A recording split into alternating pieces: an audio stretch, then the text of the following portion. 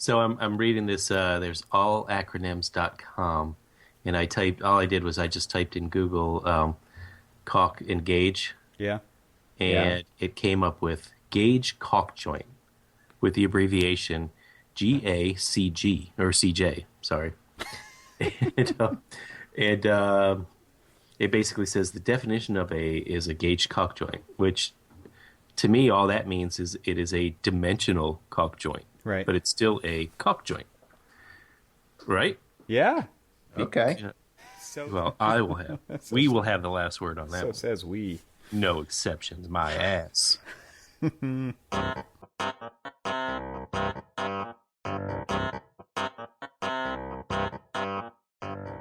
What's architecture really about? Archispeak is the show that dares to peek under the architectural kimono, exposing what architecture really is, what it is that architects really do, and show you why we are passionate about our chosen profession. I'm Neal Pan. Join Evan Troxell, Cormac Phelan, and me as we have a casual conversation about all things architecture, which includes all the stuff people don't talk about. Think you already know what architecture is really about? Tune in to find out.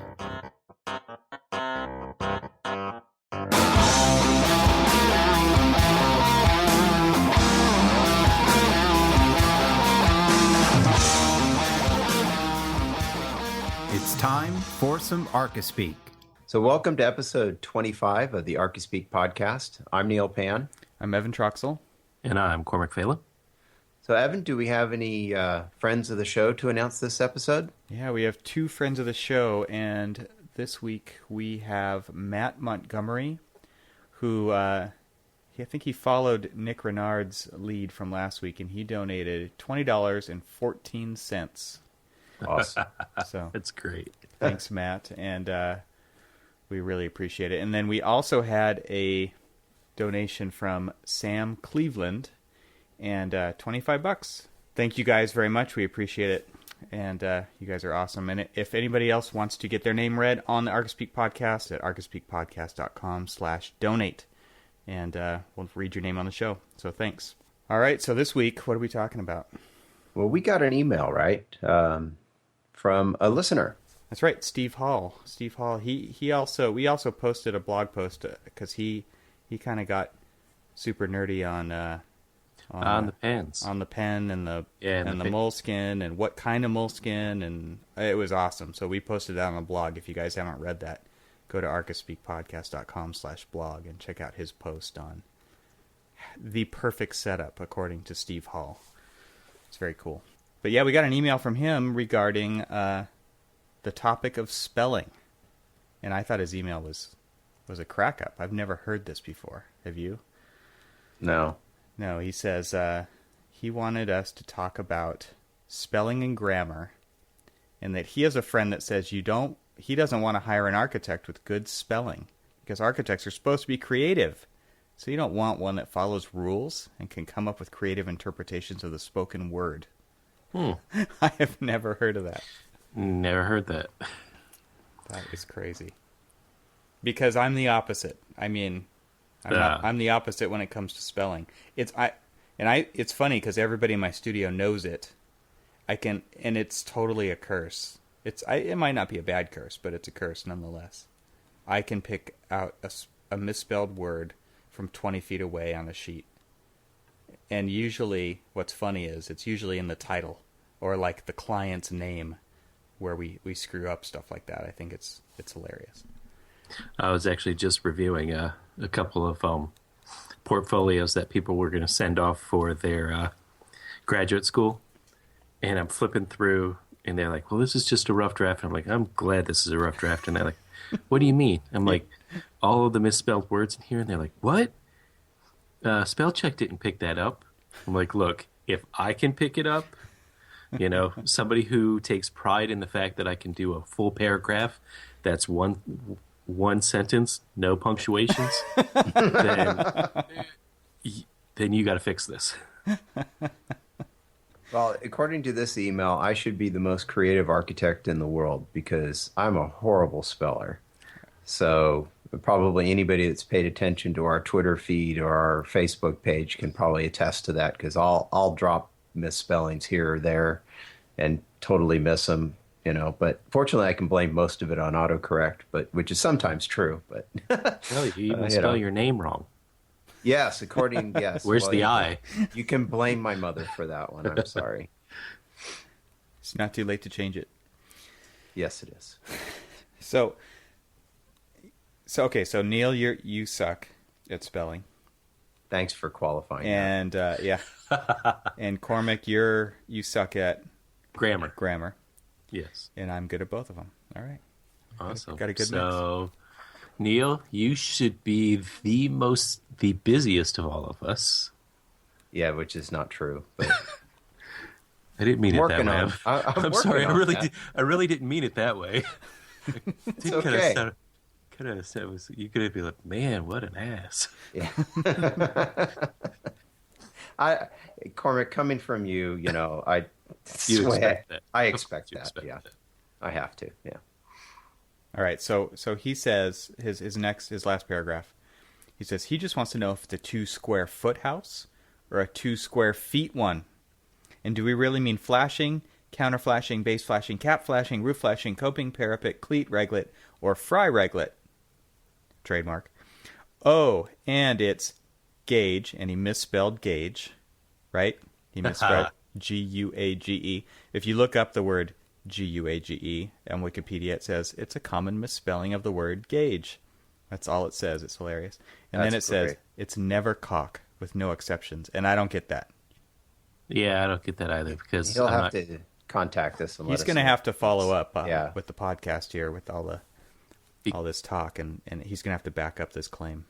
Yeah, I'm really kind of interested in the and never caulk with no exceptions, because every submittal that I've ever reviewed for any kind of joint sealant of any kind, it's always caulk. Well, do you think this is a North Carolina thing? Because that's where he's located.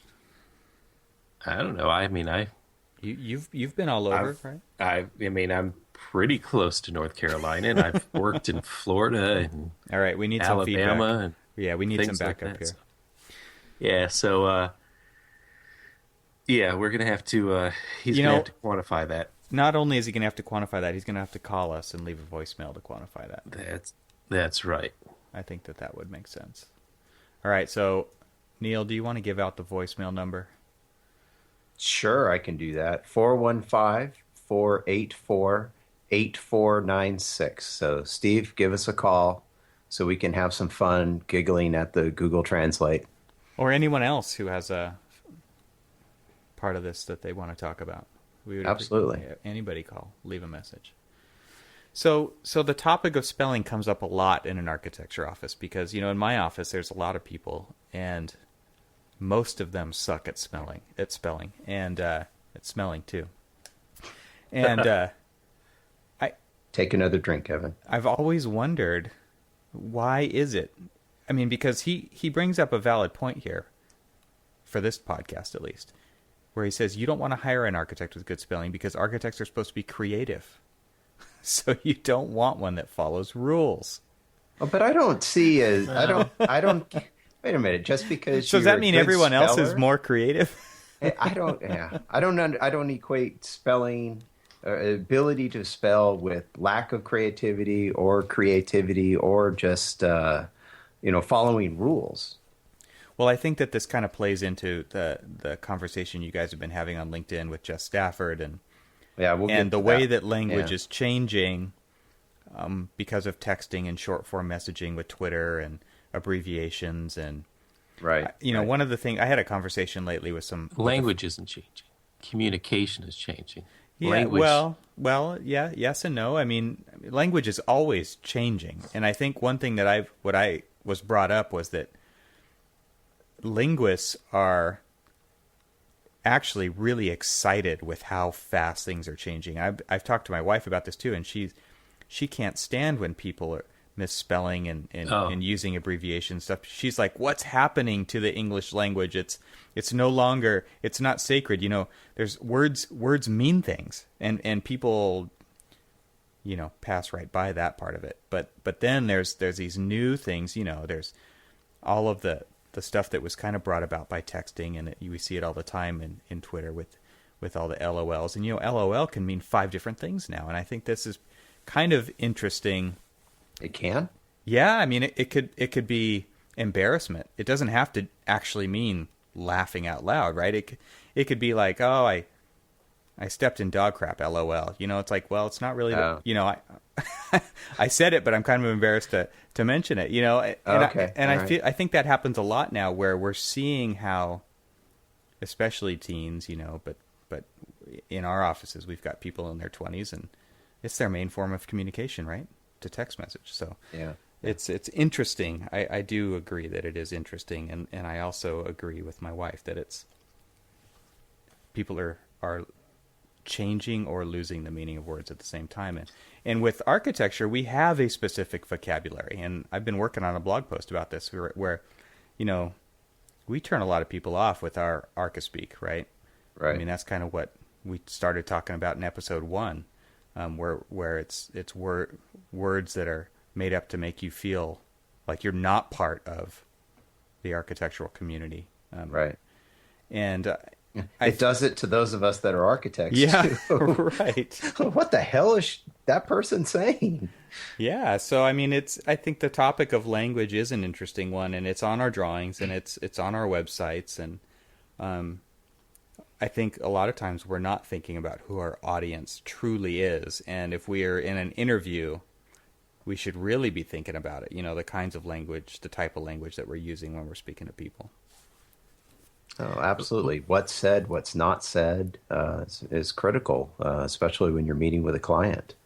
So, but something that just, when do you most often find spelling errors on a drawing?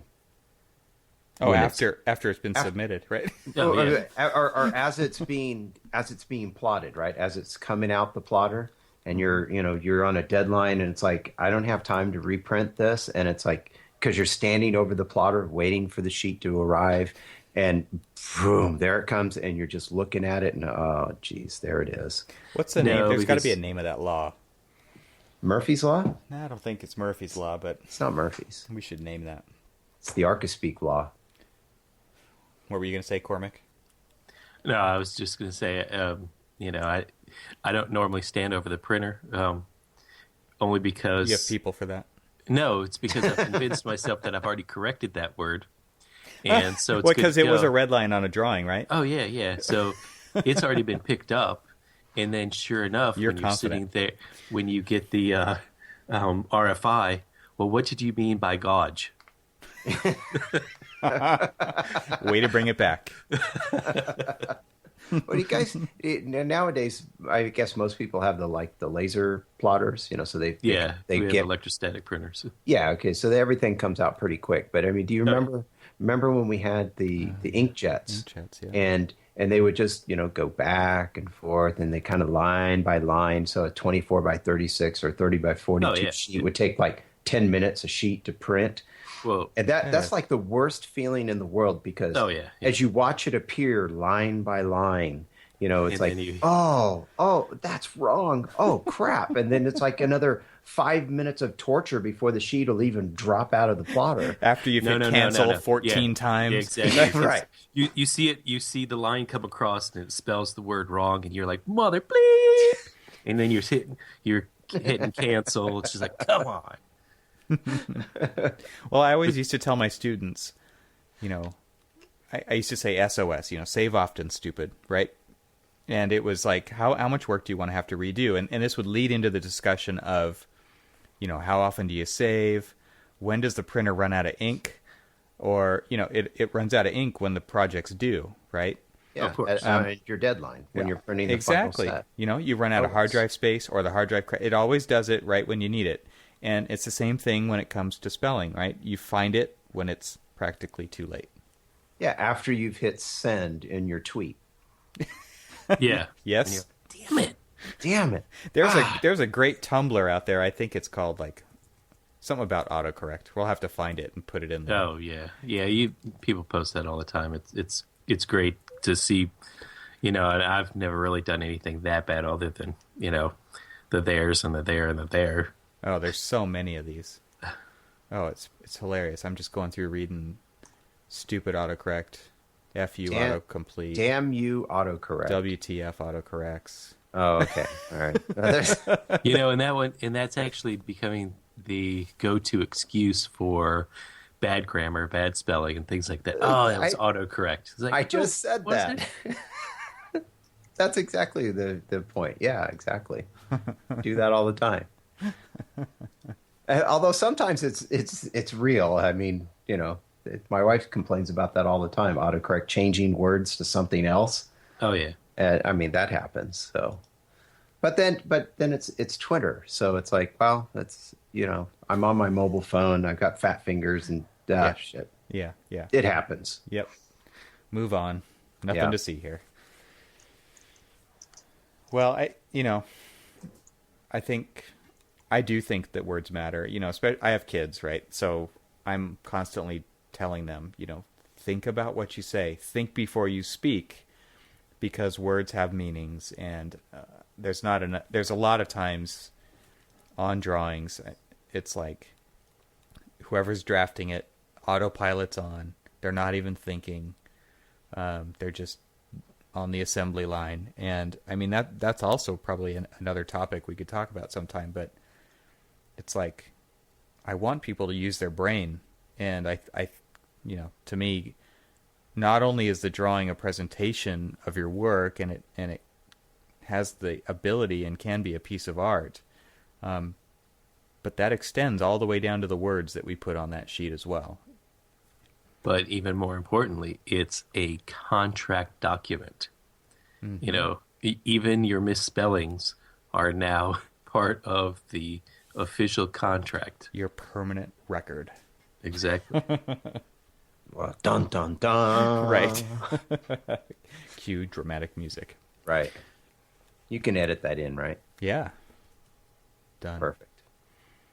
Yeah, I think that's an important thing, and there's a lot of people out there who don't think twice about not only the words they're using, but how they're spelling them and what order they go in, and right, all that stuff. Like back, we all drew by hand, and we all did lettering, and I mean, even then, it was a lot harder to change a word after you wrote it than it is nowadays, right? And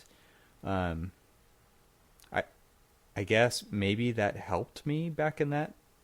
I don't know if it was as bad back then. I mean, well, you made damn sure that if you weren't sure how a word was spelled, you looked it up before you hand lettered it. Yeah.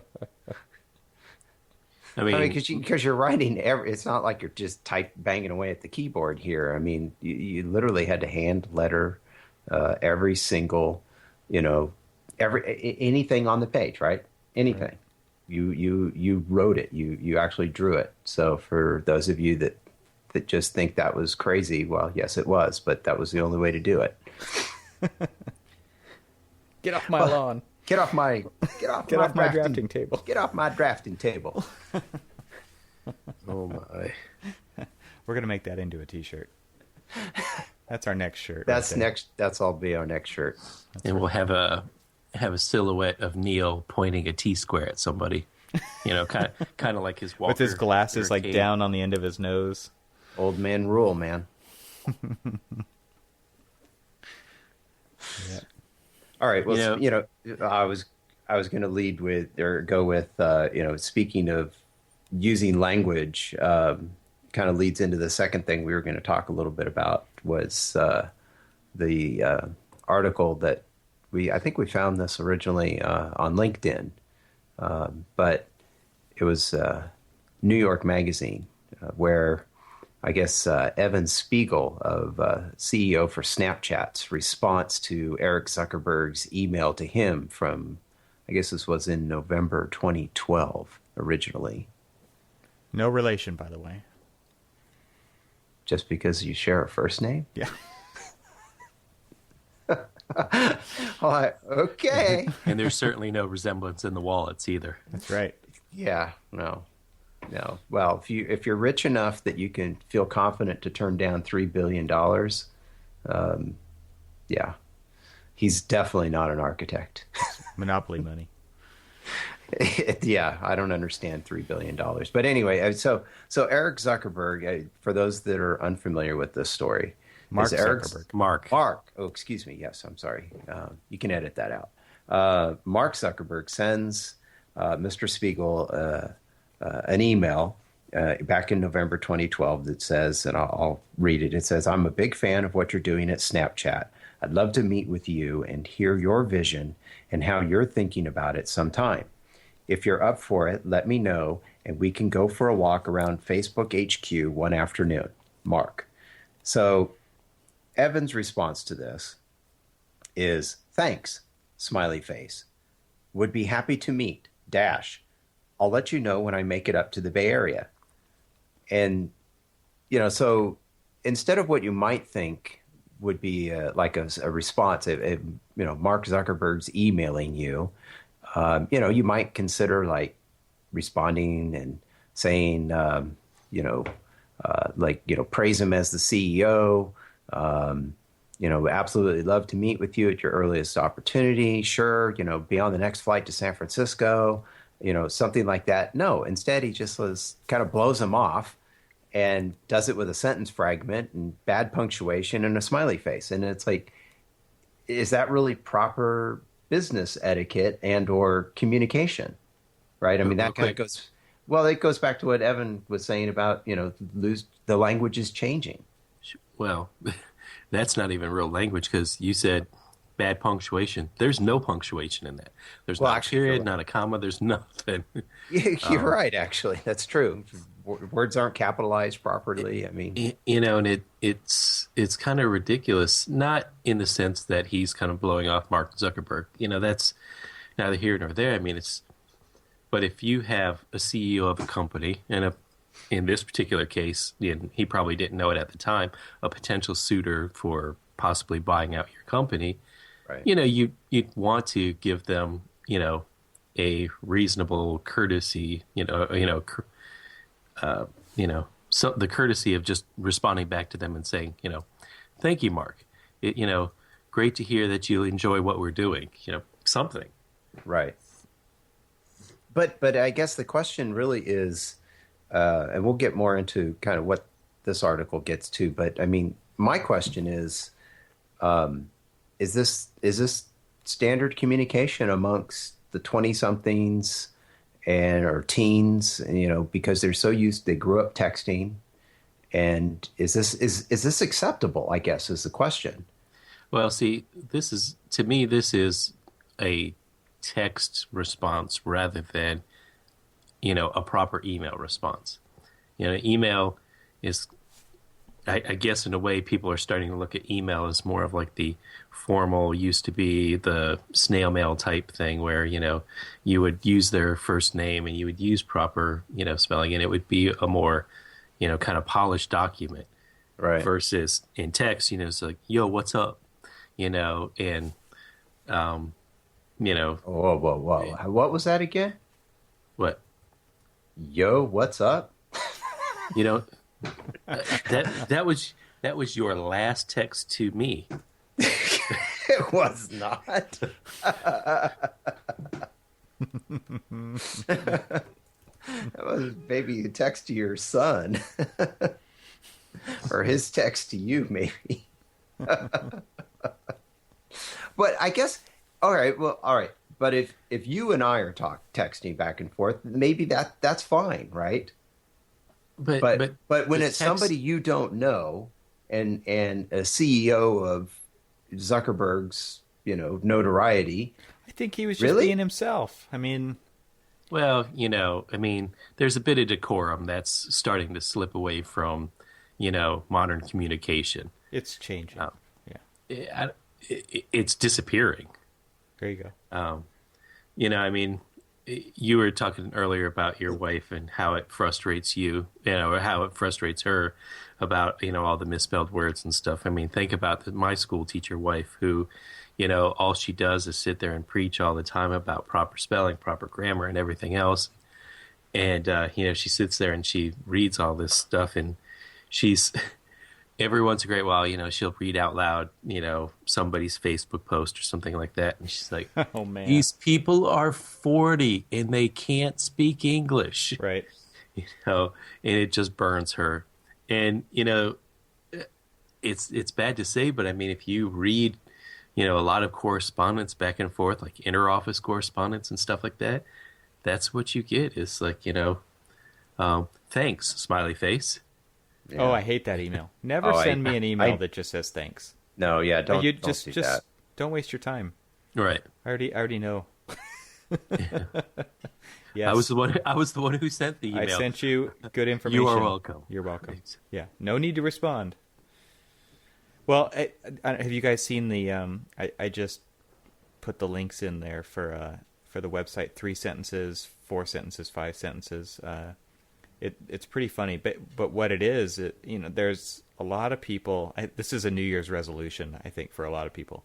Write shorter email, because I know I see this all the time in my office where I'm reading an email and I'm like, how long did it take this person to craft this email? It's like, this is longer than a blog post. This is long form. It must have taken 2 hours to come up with all of these points, and it's repetitive, and it says the same thing multiple times, and it's repetitive, and it's I could go on. The 5 sentences, it's 5.sentence.es. Spelled a little weird, right, but if you check the show notes, but basically, subscribe to those show notes. It's a personal policy that all email responses, regardless of recipient or subject, will be 3, 4, 5 sentences or less. It's that simple, and it's true. I think if you need to have a conversation, do it over the phone. Unless it has to be on the record, in print, so that it is a formal response to some kind of. I mean, because a lot of people use emails as something that is going to be part of the contract documents. A response that says, hey, we would like to change. Give you a rundown of I want to change the flashing, and I want it to do this, this, this, and this. And then you respond, and then you probably put some little legalese or something in there that kind of makes them, kind of. I'm sorry, was this an RFI? Well, I mean, there's a lot of times where they want to circumvent the RFI process and, ask you a direct question, which, sometimes whatever. But, I always more or less respond as if I was responding to an RFI. To basically, I think you told us about how you respond to that stuff, right? Isn't it like one super long sentence with no punctuation? Yes. And then it's a lot of profanity, and then I erase that one, and then type the one that I really wanted to say. There's 2 versions of every email that go out, right? Yeah. There has been. I get emails that are super long. They use a lot of unnecessary quotation marks. They've got weird punctuation, like the end of a sentence that's in all caps, and it has ... question mark, and it's like, who writes like that? Yeah, I don't know. It makes me crazy to read stuff like that, and it just makes me want to, my favorite button on the keyboard for email is the delete key, and those are the ones that go straight to the delete key. It's like, I can't even read this. I can't take you seriously. Well, this article about this email from Zuckerberg and back and forth, in the article they call it strategic sloppiness, that they're trying to be cool and maybe funny, I guess. And, at the end, he says, it isn't right for every situation. This ultra casual approach works best when the person you're emailing is already familiar with you and your work. But it's risky with strangers. And it says here, even riskier yet with bosses. It's this casual tone could be taken as a sign of disrespect, which, that's the way I take it. But maybe, between these two guys, maybe it was a sign of respect. I have no idea. But he does caution, like, don't do this. Especially if it's with some people. Well, he says here at the end, like, professional communication is extremely dicey territory with high stakes. So if you don't feel comfortable using strategic sloppiness at your job, forget it.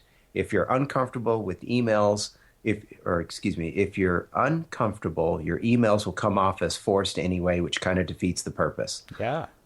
If it sounds fake, right? Exactly. And if you look at the context, I mean, first of all, the guy's not interested in selling to Facebook, so he can be as real or whatever as he wants to be, right? True. Yeah. The second one is he is the CEO of Snapchat. I mean, there's some context right there. Right. To the type of communication he's interested in. That's very true. So I think it does depend on the person and the profession and the context and all that kind of stuff. Send me a Snapchat of your junk so I know you're serious. Wow. You weren't talking to me there, were you? No, I mean, that's more or less what it kind of felt like his response was. It's just like, how dare you send me an email? Send me a Snapchat, and then I'll know that you're somebody to talk to. All right, I had a question for you. That's great.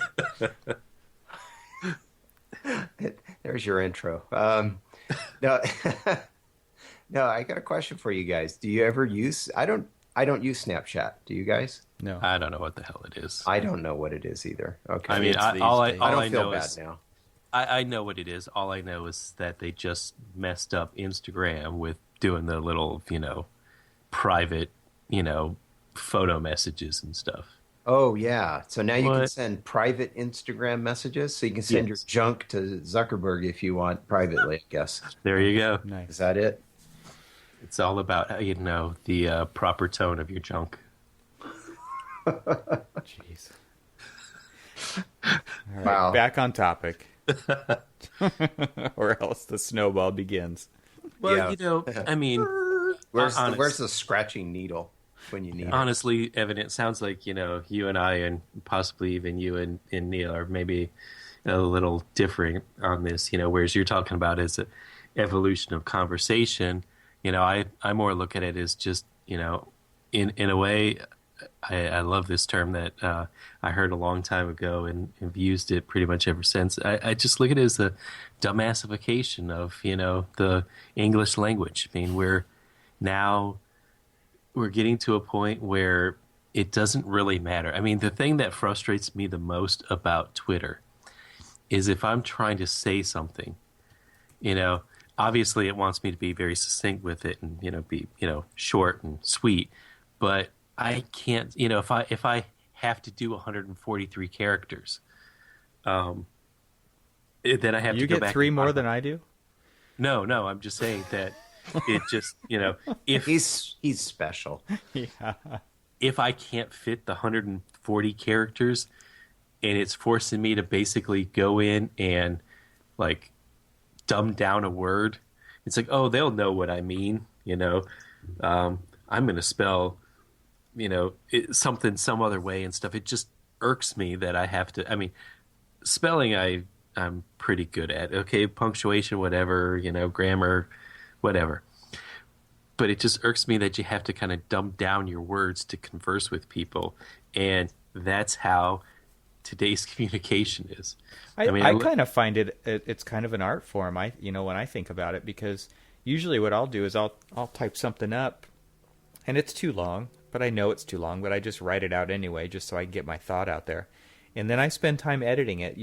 I spend a lot of time editing my writing and writing my blog posts and my Twitter posts even. And you figure out creative ways to get it down to the right number of characters, whether it's through abbreviation or you have to change what you say. But I feel like that's my approach, and I'm sure other people do that too. But a lot of people don't. But haven't we already been seeing this for a while now? I mean, does anybody remember Kentucky Fried Chicken? No. Oh, what's that? Oh, It's KFC now. KFC. Well, that's because okay, how about this? Have you guys seen... Wait. Okay, all right, go ahead. The reason why they can't call themselves Kentucky Fried Chicken Is there a reason? Yeah, there is. Oh, well, do tell. Maybe... Oh, shit, I just swore.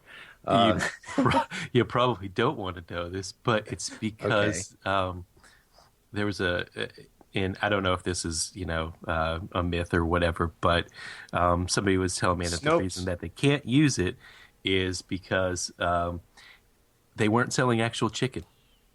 It was oh, get out. It was nicknamed Kentucky Fried Chemistry. Kentucky Fried Chemicals. Yeah. Yeah, I mean, I agree. I get that, man. It's full of MSG. Yeah, the stuff that they were they were passing off as chicken was it was chicken-ish. It was chicken. Yeah, at one point in time, it started off as a chicken type product. Chicken don't have nuggets. But exactly, but since it was so modified, there was nothing chicken about it. When it gets into your sandwich or your, So I think haven't they gone back to using Kentucky Fried Chicken now? Not that I'm aware.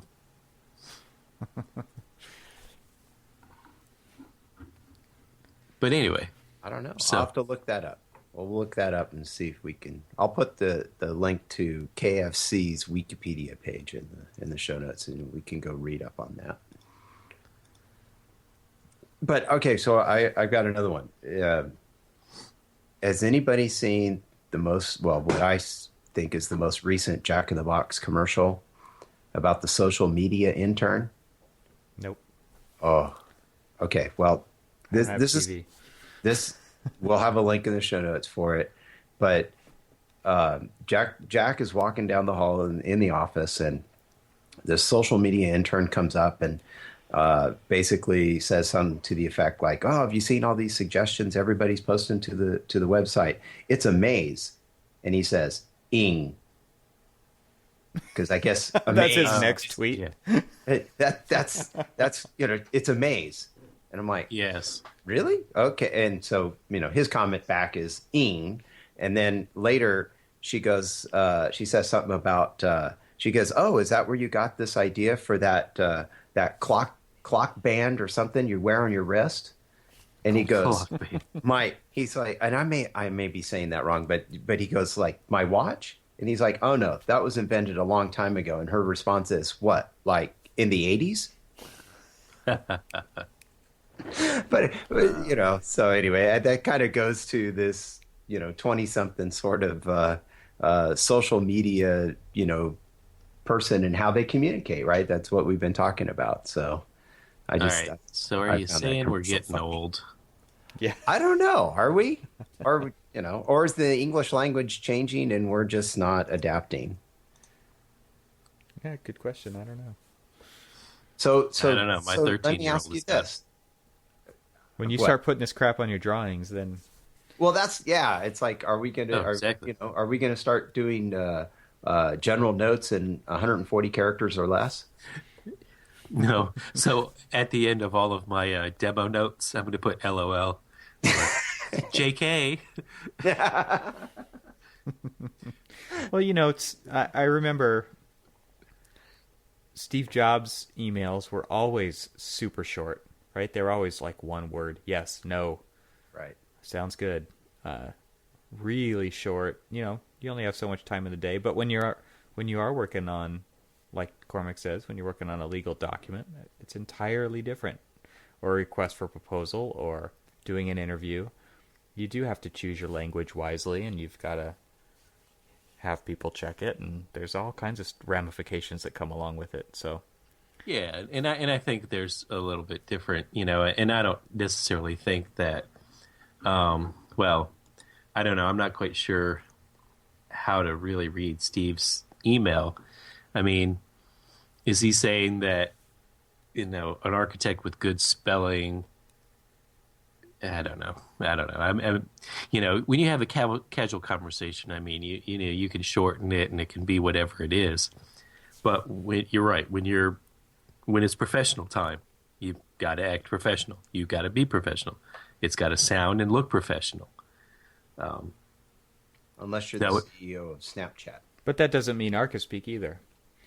No, it doesn't. I mean, you just have, it has to be clear, concise. I mean, the thing that I say to the interns or the recent graduates or, anybody is if you have a question or something's wrong or this, it's not going to cost you anything to fix it before it goes out to bid.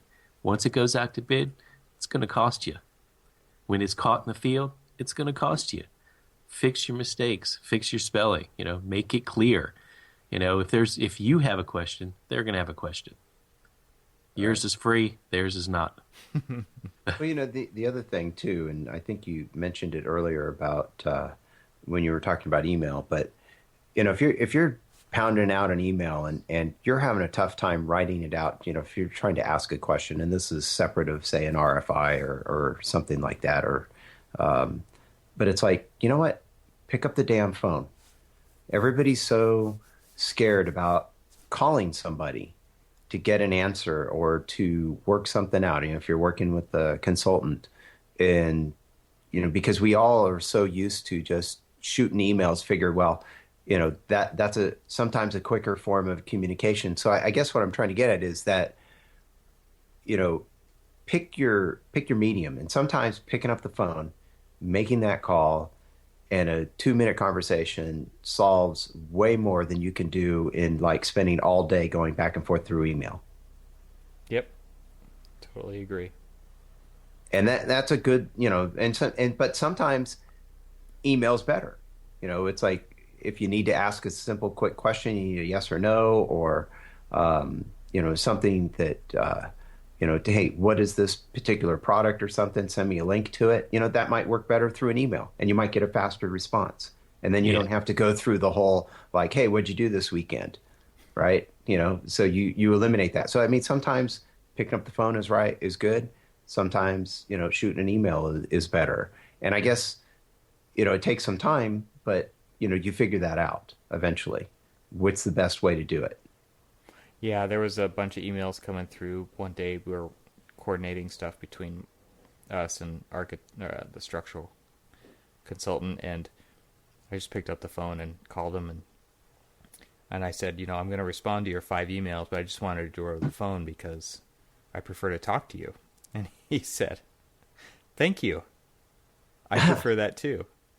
And I thought, well, that was nice, but why'd you send those 5 emails already? It's funny, but I think we do kind of default to using the box on the table to communicate where we could just pick up the phone, and not everything has to go through that computer. Why are people afraid to pick up the phone? I mean, because I think just the culture's kind of changing. Yeah. So I texted something to a friend of mine, what's up? Exactly. Yo, what's up? And so he had texted me back, and so I was like, well, he was like, what are you guys doing this weekend? So so I call him, and he's like, why are you first I call him, and he doesn't pick up the phone. He doesn't answer. And I'm like, you just texted me. You clearly have your phone within inches of yourself. Yeah, I don't get that at all. And then, so he didn't pick up the phone, and then he calls me back, and he's like, well, why did you call me? Because it's a lot easier to talk to you than it is to sit here and type it out. Yeah. Right. It's okay. I've heard that in the office too. People are like, ooh, why would you call him? Don't you just email him? No. Not me. Well, there might be the occasion where, maybe you're in a meeting, where you're just, say, a staff meeting or something, a lot of people or something, and you send off a quick email or a quick text to somebody asking them something, and it's like if they call you back, obviously you can't pick up the phone at that point. But so So maybe You're that in a can happen, staff but- meeting. You should be paying attention. Well, yes, all right, fine. Or sketching. Or Whatever. sketch. Yeah, right. Like, yeah, A zombie. a zombie, Yeah. a rag doll, right? A rag person. What do you A call rag this? person. how You get- how you- politically you- correct of you. Yes, rag person. What do you call those things? Rag people. Rag people. All right, so I was right. Rag Yeah. dolls. Man, when it's late, you get touchy. Wait, I got touchy? You anyway. Get off my desk. Drafting table. What's that? What is that? I got out. I don't have a parallel rule at my desk. Hopefully getting one soon. But You're not an architect then. at the office, but You have to move. You'll have to move your computer out of the way to use there's it. quotation marks. There's quotation marks around the word architect, so I am, because they're unnecessary. But anyway, I drew something. You know, I just taped this thing down on my desk, and I got one of those. My friend Mark loaned me his rolling ruler. Oh yeah. And because that was the next best thing, and it was so fun to draw a floor plan by hand. It's been a long time, and it was kind of liberating. It was like using that part of my brain I haven't used in so long. It was really nice. So everyone should give that a try this week. I've got a question for you guys. Since you're just taking exams, okay, maybe this doesn't apply then. I just saw that there's like some new app where you can like keep track of your IDP credits. Yeah. The NCARB has a new IDP app. Oh, okay, all right. But you guys aren't doing that, so all right. And so doing you that. don't call them up and talk to them on the phone, because they don't like talking to people on the phone. They sure don't. No, I do it. I track my IDP hours. Why? Oh, do you still have to, or are you Yeah. done? No. Oh, okay. All right. No, so, because they only let you go back 6 months. You can't use any real experience when you do IDP. so what do you do? That's Just make another it up? topic. No, I What? mean you can only go back 6 months, and then you just have to basically start over. You have to track from now forward. Oh. So on even the if app, you've you been mean? working for 10 or 15 or 20 years, you can only go back 6 months. Oh, okay. All right. Well, I just, I thought that would be kind of helpful to have an app where you could track it, and then I guess it reports back to them. You can do it through their website. Oh, okay. But All yeah, right. I guess that's what they're spending our money on. Your money, not mine. Yes. All right. I was just curious. No, If I you ever haven't want used to be it. licensed in another state, it'll be your money too. No, I'm staying here, and after seeing your polar vortex back east, I don't want any part of that. Yeah, really. I saw this map. It was hilarious. It was like all the different parts of the U.S. and it was like, various LOA levels for of California, right? various levels of Of cold. booty cold, and then California it just said LOL. Right. It's true. It's Now been the is most that- amazing December ever. It's crazy. and now into January. And and January. I mean, How actually, long? It can't last long. It can't. Well, we better hope not. I mean, this is like one of the worst droughts Yeah, of really. seasons so far ever. Yeah. So at least for California, we're Yeah. gonna. Where's our snow? Well, I know there's no snow in the mountains. Some friends were going to the mountains this weekend, and we're like, Gonna yeah, go have a we'd love- barbecue out at the beach? Yeah, go have a barbecue out at the beach up at Tahoe. That's what you guys get. You know what? You guys just dry up and blow away. The Dust Bowl. The dust bowl. We'll be LOL in your ass. You Yeah. will be. Stuck in a block of ice. The teeter will totter. It's all a cycle. When Mother Nature gives you ice, you chip it off and you put it in your drink glass. There's Cormac's thought saw for the day. I saw some amazing photos of Niagara Falls, almost Oh, completely yes. frozen over. Yes. Did you guys see the that there's the lighthouse in Michigan. Yeah. That was Yeah. Oh, crazy. yeah, that was amazing. All right, you guys got anything else? No, I think that's it. Let's wrap this up. So if you have questions or comments, visit our website at archispeakpodcast.com. We have links to our Twitter accounts and the Facebook page where you can join in on the conversation. You can also call the Archispeak Podcast hotline at 415-484-8496 and tell us your fun architectural experience of the week. And don't forget to leave a review on iTunes. Cool. Oh, and by the way, thanks to everybody who ordered Archispeak shirts. Absolutely. We appreciate it, and they're being created now, so updates to follow on that. So thanks again to everybody for ordering shirts. That was awesome. Yes, thank you. All right. Okay. Oh, wait. What? We did forget one thing. What? I don't believe we gave our shout out to Clemson School of Architecture. That's right. That's right. They are now following the Archispeak podcast. That's right. We need to make all the rest of those students out there and all the rest of the schools listen to us too.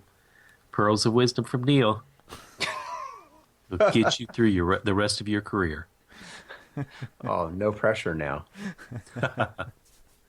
All right, everyone. Now Stay subscribed, and thanks for listening. Good night. Good night. Good night.